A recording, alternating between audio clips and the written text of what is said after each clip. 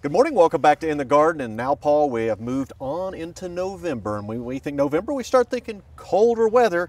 And a lot of times we look out in our yard and things start to lose their color. But you're going to talk about one thing today that keeps its color and loves this cold weather. And here they are right in front of us. Beautiful. The champions of cool season color, the Pansies. pansies. You know, this is one of the greatest crops for this area because you can enjoy them, the color in the fall. You can enjoy it again in the spring. So fall planted, they do really well. They're super hardy, so no worries about freezing temperatures really affecting them much. They do like well-drained soil. They do like little fertilizer as they grow. And they also need to be watered, say, once a week. Okay. But other than that, they're pretty carefree. And as you can see, Taft, so many different colors available. You can put them in the ground. It makes a great border plant. They look beautiful planted in masses. They look great planted with spring flowering bulbs, let me tell you. Okay. That's something people overlook, but you put your bulbs in the ground and then set your pansies on top, and come spring, you'll have those bulbs coming up, the pansies in flower. It's a tremendous combination. So always thinking ahead, preparation. Always thinking ahead. Look, they do great in baskets. They look great in containers. It's just such a versatile plant. You know, these were originally weeds.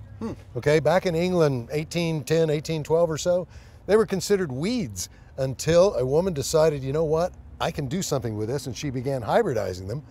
And within 30 years, there were like 400 varieties of these. So again, You have about 300 of them here, looks like. yeah, well, these are Southwood grown. You know, we grow these just a mile and a half down the road. So they're acclimated to this climate. They love it. And now is the perfect time to plant. In fact, your forecast for this weekend is about as pretty as it gets, especially for November. Yeah, unbelievable. So great day to get out in the yard and get some pansies in the ground. Because I know you talk about these in baskets and in the ground, but they're also great in pots. I know my wife has it on each side of the front door, so it looks really nice, and it gives that pop of color that we sometimes start losing this time of year. Now, there are a few pests, okay? Slugs and snails can be a little bit of a problem.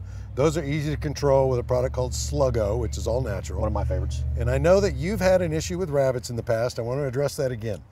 There's a fertilizer called Milorganite. Okay. I think we've talked about it in relationship to fescue and all that's a lawn fertilizer, but it also deters deer, and I have had good success with it deterring rabbits as well.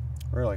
So you might want to think about that. Now I know that the rabbits sometime will eat on these. I also have a problem with squirrels just wanting to dig them up. So will this help with those guys as well, or is there anything that can help with that? I don't know if anything will help with squirrels. I don't think so either. I still Just haven't found it. don't buy a home anywhere near a pecan tree. That's rule number one. So 3 pecan trees on my property is probably a bad sign, huh? Yeah, you're not going to be able to handle those squirrels. There's nothing you can do.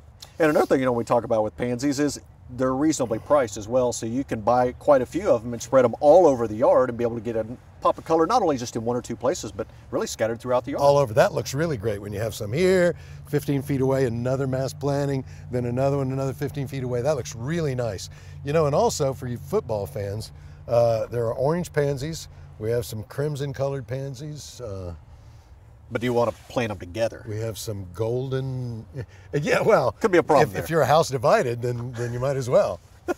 You get that half the pot, mine's this half the pot. Well, all right, Paul, well, thank you so much. And again, these are things that we can put out there, and you said they kind of resemble weeds for us, so it's definitely going to be something that I can easily plant in my house. I think so. All right, thanks, Paul, appreciate it.